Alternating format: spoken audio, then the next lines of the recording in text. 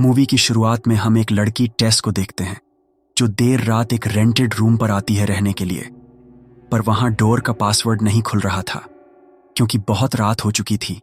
टेस गुस्से में कंपनी को कॉल करके शिकायत करने लगती है, लेकिन वहां से कोई रिस्पॉन्स नहीं आता। तो टेस परेशान होकर फिर से ऐप में चेक करने लगती है, कहीं पासवर्ड गलत तो नहीं है। उसने पासवर्ड गलत डाल दिया था, तो फिर से वो सही पासवर्ड डालती है और वो बॉक्स खुल जाता है, पर वहां कीज नहीं होती।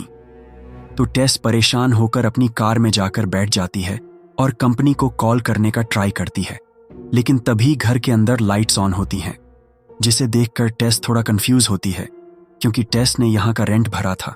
तो वो जाकर घर का डोरबेल बजाने लगती है। वहां एक लड़का कीथ बाहर आता है और टेस से कहता है, हाँ मैडम, क्या चाहिए आपको? इसके रिप्लाई में टेस जवाब देती है, इस जगह को मैंने 1 महीने पहले R&B में बुक किया था और मैंने इसका रेंट भी भरा है। ये मेरा कमरा है, तुम क्या कर रहे हो यहाँ? कीथ कहता है, क्या तुम्हें यकीन है कि यही घर है? तो टेस इसके जवाब में अपना फोन दिखाती है जिसमें इंफॉर्मेशन थी यहाँ की बुकिंग की, और वो कहती है, क्या तुम श्योर हो कि तुम सही जगह हो? सो कीथ कहता है, हाँ, मैंने इसे होम अवे पर बुक किया था और मैं सही जगह पर हूं। तो दोनों थोड़ा कंफ्यूज होते हैं और उन्हें पता चलता है कि असल में ये कंपनी की कोई मिस्टेक है जिससे 2 लोगों की बुकिंग एक ही घर में हुई है। तो कीथ टेस को कहता है, अच्छा तो तुम अंदर आ जाओ, हम कंपनी को कॉल करके इसके बारे में पता करते हैं। वो घर के अंदर आती है, लेकिन टेस को कीथ पर यकीन नहीं था। तो वो कीथ से कहती है, क्या तुम मुझे अपनी तसल्ली के लिए अपना बुकिंग डिटेल्स दिखा सकते हो? तो कीथ अपना बुकिंग डिटेल्स दिखाता है, जिसे टेस देखती है और उसे यकीन हो जाता है। अब टेस कॉल पर दूसरे रूम्स ढूंढने लगती है, पर उस समय उसे कोई रूम नहीं मिल रहे थे। सो कीथ टेस से कहता है, मेरे पास एक आइडिया है, क्यों ना तुम आज रात रुक जाओ, सुबह हम कंपनी को कॉल करेंगे और उनसे रिफंड मांगेंगे, जिससे हमें फ्री स्टे मिल जाएगा, क्योंकि बाहर बहुत बारिश हो रही थी और सुबह टेस को जॉब इंटरव्यू के लिए भी जाना था। तो टेस मान जाती है।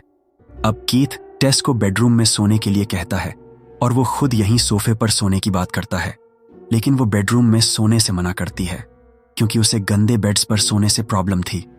अब कीथ एक लड़की को यहाँ सोफे पर छोड़कर खुद बेडरूम में सोना नहीं चाहता था, तो वो बेडशीट को धोने लग जाता है।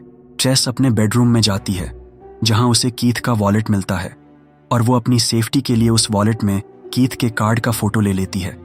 फिर वो वॉलेट कीथ को जाकर दे देती है, ऐसे दिखाती है जैसे उसने वॉलेट को चेक नहीं किया, और फ्रेश होने के लिए चली जाती है। थोड़ी ही देर में जब टेस फ्रेश होकर आती है तो वो देखती है कि कीथ उसे शैंपेन ऑफर करता है और कहता है, बेडशीट धुलने में 1 घंटा लग जाएगा, तब तक क्यों ना हम शैंपेन पीते पीते बातें करें। टेस इसके जवाब में कहती है, मुझे नहीं चाहिए, तुम चाहे तो पी सकते हो। धीरे धीरे दोनों में अच्छी बॉन्डिंग होने लगती है। जहां पहले टेस को कीथ पर यकीन नहीं हो रहा था, पर अब वो कीथ पर यकीन करने लगती है। अब बेडशीट धुल चुकी थी क्योंकि सुबह टेस को जॉब इंटरव्यू में जाना था, तो वो दोनों सोने के लिए चले जाते हैं। आधी रात में टेस दरवाजे पर आवाज सुनकर जाग जाती है। वो देखती है दरवाजा खुला हुआ था, जबकि उसने सोने से पहले दरवाजा बंद किया था। टेस बाहर कीथ के पास आती है पूछने के लिए कि कीथ ने तो दरवाजा नहीं खोला, क्योंकि उन दोनों के अलावा घर में कोई नहीं है। टेस बाहर आकर कीथ को देखती है जहां कीथ नींद में बातें कर रहा था। टेस कीथ को नींद से जगाती है, जिससे कीथ घबराते हुए उठ जाता है। कीथ से पूछती है, मेरे रूम का दरवाजा खुल गया था, कहीं तुमने तो नहीं खोला? इसे सुनकर कीथ साफ साफ इनकार कर देता है, कहते हुए कि मैंने नहीं खोला। टेस फिर जाकर अपने कमरे में सो जाती है। सुबह जब टेस उठती है तो वो देखती है कि काफी देर हो चुकी थी इंटरव्यू के लिए और घर पर कीथ भी नहीं था। टेस तैयार होकर अपने इंटरव्यू के लिए निकलती है, जहां उसे टेबल पर कीथ का एक नोट मिलता है जिसमें कीथ ने लिखा था, रात में कंपनी देने के लिए थैंक यू, मुझे जाना पड़ा, चाबी लॉक बॉक्स में रख देना, शाम को मिलते हैं। टेस घर के बाहर निकलती है और वो बाहर का नजारा देखकर चौंक जाती है। वो एरिया के सारे घर टूटे फूटे हुए थे, ऐसे लग रहा था जैसे वो एरिया सालों से अबैंडन्ड पड़ा है। खैर, टेस का इंटरव्यू अच्छा जाता है और उसकी जॉब भी लग जाती है। जब टेस इंटरव्यू से निकलती है, कैथरीन को पता चलता है टेस के बारे में, जहां वो रुकी हुई है, ब्राइट मोर पर। कैथरीन को यह सुनकर अजीब लगता है। टेस से कहती है, तुम्हें वहां नहीं होना चाहिए। टेस इसके जवाब में कहती है, हाँ, मुझे पता है वहाँ का एनवायरनमेंट अच्छा नहीं है, पर मैं जिस घर पर रुकी हूँ वो घर बहुत ही प्यारा है और ऐसी कोई प्रॉब्लम नहीं है वहाँ पर। और वैसे भी मैं अकेली वहाँ नहीं हूँ, मेरे साथ एक रूममेट भी है जो मेरे साथ उस घर में रुका है। तुम बेफिक्र रहो, मुझे आदत है इन सब चीज़ों की। तो कैथरीन इसके जवाब में टेस से अपना ख्याल रखने के लिए कहती है और वो चली जाती है। टेस जब वापस अपने घर पर आती है तो एक आदमी उसके तरफ चिल्लाते हुए भाग कर आता है, जिसे देखकर टेस डर के अपने कमरे में जाकर लॉक कर लेती है। टेस इस घटना के बाद काफ़ी घबरा गई थी, तो वो पुलिस को कॉल करने लगती है, लेकिन पुलिस वहाँ नहीं आ सकती क्योंकि कोई भी पुलिस ऑफिसर अभी फ्री नहीं था। तो वो खुद को शांत करते हुए लंबी सांसें लेने लगती है। थोड़ी ही देर बाद जब टेस बाथरूम में होती है तो वो देखती है कि टॉयलेट पेपर्स खाली हो चुके थे। तो वो टॉयलेट पेपर्स लेने के लिए बेसमेंट में जाती है। जब टेस टॉयलेट पेपर्स लेकर वापस आने लगती है तो अचानक से वहां का दरवाजा बंद हो जाता है। अंदर से टेस दरवाजा नहीं खोल पाती और घर की चाबी भी टेस के ही पास थी। वो कीथ को कॉल करके बताने लगती है, पर तभी उसे याद आता है कि फोन उसने बाहर ही छोड़ दिया था। तो वो कीथ का इंतजार करने लगती है। थोड़ी देर बाद जब टेस बैठे बैठे बोर हो चुकी थी तो वो बेसमेंट में छानबीन करने लगती है। तभी वहां टेस एक रस्सी देखती है जो एक दीवार पर लगी हुई थी। वो क्यूरियोसिटी में उस रस्सी को खींचती है तो वहां एक खुफिया दरवाजा खुलता है जहां बहुत अंधेरा था, जिसकी वजह से सामने का रास्ता भी नजर नहीं आ रहा था। वो खुद को पहले ही समझा लेती है कि वो वहां नहीं जाएगी, तो वो एक कोने में बैठ जाती है कीथ का इंतजार करते हुए। फिर थोड़ी देर बाद टेस को चुल मचती है तो वो मिरर की मदद से वहां लाइट डालकर देखने लगती है और वो अंदर जाने का फैसला करती है। जब वो अंदर जाती है तो वहां उसे एक कमरा नजर आता है, जिसे खोलने पर उसे एक कैमरा, एक बेड और एक बाल्टी दिखाई देती है। वो कमरे के अंदर जाती है तो उसे वहां खून के धब्बे दिखाई देते हैं, जिससे डर के टेस वहां से भागने लगती है। जब वो खिड़की पर देखती है तो कीथ वहां पहुंच चुका था, तो वो कीथ को आवाज देने लगती है। कीथ उसकी आवाज सुनकर वहां आता है और वो खिड़की को खोल देता है और टेस से चाबी लेकर उस दरवाजे को खोल देता है। टेस जब बाहर निकलती है तो वो बहुत ही पैनिक करने लगती है और कीथ को वहां से चलने के लिए कहती है। कीथ कुछ समझ नहीं पाता तो वो टेस को शांत करने लगता है और उससे पूछने लगता है, आखिर क्या हुआ है तुम्हारे साथ?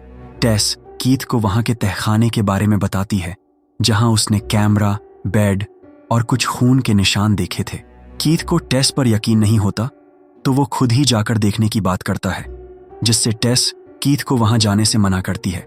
कीथ नहीं मान रहा था तो टेस कीथ से कहती है, तुम जो दिल में आए वो करो, मैं यहां से जा रही हूं। तो कीथ इसके जवाब में टेस को रोकते हुए कहता है, तुम नहीं आना चाहती तो कोई बात नहीं, क्या तुम यहां मेरे लिए वेट कर सकती हो, जस्ट इन केस अगर मैं अंदर फंस गया तो? टेस मान जाती है और वो कीथ का वहां वेट करने लगती है। जब कीथ का कोई जवाब नहीं आता तो वो अंदर जाने का फैसला करती है। उस दरवाजे पर एक कुर्सी रख देती है जिससे दरवाजा लॉक ना हो। अंदर जाने पर टेस को एक और खुफिया रास्ता नजर आता है जो नीचे जा रहा था और वो काफी बड़ा था और पहले वाले से भी ज्यादा डरावना भी। कीथ वहां टेस को मिल जाता है, लेकिन वो बहुत ही घबराया हुआ था और वो कह रहा था कि किसी चीज ने उसे काट लिया है। तो टेस कीथ को वहां से ले जाने लगती है, पर तभी वहां एक डिफॉर्म औरत आती है जो शैतान से कम नहीं थी और वो कीथ का सिर पकड़कर दीवार पर बार बार मारने लगती है, जिससे कीथ वहीं मर जाता है। सीन शिफ्ट होता है। हम देखते हैं एजे गिलब्राइड नाम के एक आदमी को जो गाड़ी में गाने गुनगुनाते हुए जा रहा था। तभी एजे को उसके मैनेजमेंट से कॉल आता है। वो कहते हैं कि तुम्हें शो से निकाल दिया गया है क्योंकि एजे ने अपनी को स्टार के साथ जबरदस्ती की थी, तो उसने एजे केस फाइल किया है। ये सुनकर एजे चौंक जाता है क्योंकि उसका मानना था कि उसने ऐसा नहीं किया। मैनेजर उसे ये भी बताते हैं कि हॉलीवुड रिपोर्ट में कल उसके बारे में न्यूज़ भी छपने वाली है। इसे सुनकर एजे फिर से चौंक जाता है। तो अब एजे अपने फाइनेंशियल एडवाइजर के पास जाता है पैसे की जानकारी लेने, ये पता करने के लिए कि उसके पास कितने पैसे हैं जो इस केस में लड़ने के लिए मदद में आएंगे। फाइनेंशियल एडवाइजर एजे से कहता है, अगर हर केस में 60 लाख लगेंगे तो तुम्हारी सारी प्रॉपर्टी बेचने के बाद उतने ही पैसे मिलेंगे जिससे तुम 3 महीने का केस लड़ सको। तो ये सुनने के बाद एजे शहर छोड़ के जाने का प्लान बनाता है अपनी डिट्रॉइट की प्रॉपर्टी पर पैसों का इंतजाम करने के लिए। एजे वहां पर पहुंचता है आपको बता दूं, ये वही घर है जिसमें टेस और कीथ थे। वहां पहुंचने के बाद एजे देखता है कि वहां कोई रह रहा है, पर घर पर उसे कोई नहीं मिलता। एजे को वो चेयर भी मिलती है जो टेस ने दरवाजा लॉक होने से बचाने के लिए लगाई थी। वैसे भी उसे कोई आइडिया नहीं था उस बेसमेंट के बारे में। थोड़ी ही देर बाद उसे उसके दोस्त का कॉल आता है जो उसे पार्टी पर इनवाइट करता है और एजे वहां चला जाता है। हमें यहां पता चलता है जब उसका दोस्त केस के बारे में पूछता है तो वो बताता है उसने वाकई में जबरदस्ती नहीं की थी अपने को स्टार के साथ। जब वो वापस अपने घर पर आता है तो उसे टेस का लगेज बैग मिलता है जिसमें उसका लैपटॉप था। एजे समझने लगता है कि कोई घर पर रह रहा है, छुपके से, किसी को बताए बिना रेंट से बचने के लिए। वो बेसमेंट में जाके धमकी देने लगता है, कहते हुए कोई अंदर है तो आ जाओ वरना मैं गन लेके नीचे आऊंगा, जो कि उसके पास नहीं थी। एजे नीचे जाने का फैसला करता है। वो तैयार होता है जाने के लिए एक चाकू और एक टॉर्च लेकर। जब वो नीचे पहुंचता है तो उसे पता चलता है उस खुफिया दरवाजे का जिससे देखकर एजे खुश होता है। वो उस कैमरा और बेड वाले कमरे में पहुंचता है और ये सब देखने के बाद वो वापस ऊपर घर पर आता है और गूगल पर सर्च करता है कि क्या बेसमेंट वाले जगह को बेचा जा सकता है। उसे पता चलता है हर एक एकड़ के हिसाब से बेचा जा सकता है। ये सुनने के बाद एजे की किस्मत खुल जाती है और वो इस बार चाकू और टॉर्च के साथ 1 इंच टेप भी लेकर जाता है और वो वहां के एरिया को मापने लगता है। तभी उसे एक और खुफिया रास्ता भी पता चल जाता है और इस बार उसके दिमाग में डबल लड्डू फूटते हैं और वो मापते हुए एक और कमरे में पहुंचता है जहां एक वीडियो चल रही थी जिसमें एक औरत ब्रेस्ट फीडिंग कर रही थी। आपको बता दूं, ये जगह वाकई में बहुत बड़ी थी। एजे काफी अंदर आ चुका था। तभी उसकी इंच टेप को किसी ने छेड़ दिया था और वो उस इंच टेप को छोड़ देता है और चाकू लेकर तैयार रहता है। लेकिन जब वो उस डिफॉर्म औरत को देखता है तो वो भागने लगता है। भागते हुए वो एक पिंजरे में गिर जाता है और वो डिफॉर्म औरत उसे वहां लॉक कर देती है। यहां हमें पता चलता है टेस का, जो अभी भी जिंदा थी, पिंजरे में छुपी हुई। सीन शिफ्ट होता है और हम देखते हैं इस घर के पुराने मालिक फ्रैंक को। फ्रैंक एक मार्केट पर जाता है बच्चों की डिलीवरी के लिए सामान लेने। वापस आते समय वो एक लड़की को फॉलो करता है और एक प्लम्बर का ढोंग करते हुए घर में घुस जाता है। वहां वो खिड़की के लॉक को खोल देता है और वहां से चला जाता है। जब वो घर पहुंचता है हम सुनते हैं लड़कियों की चीखों को, जिन्हें उसने किडनैप करके यहां बेसमेंट में पिंजरे में बंद करके रखा करता था सालों तक। उन लड़कियों के साथ फ्रैंक यहां जबरदस्ती करते हुए उनकी वीडियो शूट करता था। जब उनके बच्चे होते तो ये उनके साथ भी जबरदस्ती करता था। फ्रैंक बहुत लंबे समय से औरतों को किडनैप कर रहा था और अथॉरिटीज अब तक उस किलर को पकड़ने में नाकाम रही थीं। इस वजह से उस एरिया के लोगों ने अपने घर बेचकर कहीं और शिफ्ट होने का फैसला किया। लेकिन क्योंकि उस जगह की रेप्यूटेशन खराब हो गई थी, कोई भी घर नहीं खरीद रहा था। इस वजह से घर बेच नहीं पाए और लोगों ने अपने घर छोड़ दिए। ऐसे में वो एरिया एक अबैंडन्ड हो गया जहां बस पुराने और टूटे फूटे घर ही बचे। एजे ने फ्रैंक का घर खरीदा था क्योंकि वो बहुत सस्ती कीमत पर मिल गया था, बिना इसके इतिहास या नीचे के टनल्स के बारे में जाने। उसने इस घर को एक एजेंट को दे दिया था ताकि वो इसे मेंटेन करे और एयरबीएनबी और दूसरे ऑनलाइन पोर्टल्स पर रेंट पर दे सके। इसलिए ये घर जो बस एक ही है जो वेल मेंटेन्ड है। खैर, अब आते हैं प्रेजेंट में। एजे यहाँ पैनिक करने लगता है और टेस उसे शांत करती है। उसे पूछने लगती है, क्या किसी को पता है कि तुम यहाँ हो? इसके जवाब में एजे नहीं कहता है और तभी वो डिफॉर्म औरत वहां आती है, एक दूध की बोतल लेकर, क्योंकि वो एजे और टेस को अपना बच्चा समझती है। टेस उस दूध को पीती है लेकिन एजे उसे नहीं पीता तो गुस्से में वो डिफॉर्म औरत पिंजरा खोलकर आती है और टेस को बेबी कहते हुए प्यार करती है। यहाँ एजे डरा हुआ था और दूध भी नहीं पी रहा था, तो वो डिफॉर्म औरत उसे उस कमरे में ले जाती है ब्रेस्ट फीडिंग के लिए। सभी मौके का फायदा उठाकर टेस वहां से बाहर निकलती है। जब वो धीरे धीरे आगे बढ़ रही थी तो उस इंच टेप पर उसका पैर लग जाता है, जिससे वो डिफॉर्म औरत टेस को देख लेती है और टेस वहां से भागने लगती है। वो भागते हुए दरवाजे पर आती है जहां दरवाजा बंद हो चुका था और वो उसी खिड़की पर जाकर उसे तोड़ने लगती है और वहां से बाहर निकलती है जहां एक आदमी उसे खींच लेता है। वो डिफॉर्म औरत बाहर नहीं आती क्योंकि बाहर धूप थी। ये वही आदमी था जिससे डरकर टेस ने पुलिस बुलाई थी। असल में वो टेस को उस चीज से बचाना चाहता था। टेस एंड्रे को एजे के बारे में बताते हुए कहती है कि अंदर कोई है, उसे बचाना होगा। ये सुनकर आंड्रे कहता है, तुम बाहर आ गई हो, तुम बच गई हो, यही बड़ी बात है, अब जाओ यहां से। पर टेस नहीं मान रही थी। वो पुलिस को कॉल करना चाहती थी, पर आंड्रे के पास फोन नहीं था। आंड्रे कहता है, तुम्हें यहां से अभी जाना होगा, क्योंकि वहां अंदर एक और आदमी भी है जो उस औरत से भी ज्यादा खतरनाक है। और रात में यहां भूल चूक के भी मत आना, क्योंकि तभी वो बाहर आती है। टेस चलते चलते पहुंच जाती है एक गैस स्टेशन पर, जहां वो पुलिस को कॉल करती है। पर पुलिस उसे पागल समझती है क्योंकि उसके पास आईडी कार्ड नहीं था। और उस घर पर पुलिस जांच भी नहीं करती, ये कहने के बाद भी कि किसी को अंदर मार दिया गया है, क्योंकि वारंट नहीं था पब्लिक प्रॉपर्टी में घुसने का। रुको, हरामजादो, तुम भाग रहे हो? बस बहुत हो गया तेरा। इधर हम एजे को देखते हैं। वो बहुत अंदर जा चुका था। वहां डिफॉर्म औरत उसका पीछा कर रही थी, पर वो किसी चीज से डर के वापस चली जाती है। जब एजे अंदर जाता है, उसे फ्रैंक मिलता है। वो औरत फ्रैंक से ही डर रही थी, मतलब अपने डैड से। जब एजे फ्रैंक को देखता है तो वो उसे उस डिफॉर्म औरत का विक्टिम समझता है, जिसे उसने यहां कैद कर रखा है। एजे फ्रैंक से कहता है, तुम डरो मत, हम बाहर निकलेंगे, मैं यहां पुलिस बुलाऊंगा और जो कुछ भी हो रहा है वो बंद हो जाएगा। तभी भी वहां एजे टेप्स को देखता है जो फ्रैंक के विक्टिम्स के थे। हर एक टेप पर एक लड़की का नाम लिखा हुआ था जिनसे वो जबरदस्ती किया करता था। एजे उन टेप्स में से एक टेप को देख लेता है। तभी पीछे से फ्रैंक गन लेता है, जिसे देखकर एजे घबरा जाता है। पर वो गन उसने खुद को मारने के लिए लिया था और वो अपनी जान ले लेता है, जिसे देखकर एजे चौंक जाता है। इधर हम टेस को देखते हैं, जो अपनी कार में बैठी इंतजार कर रही थी उस डिफॉर्म औरत का।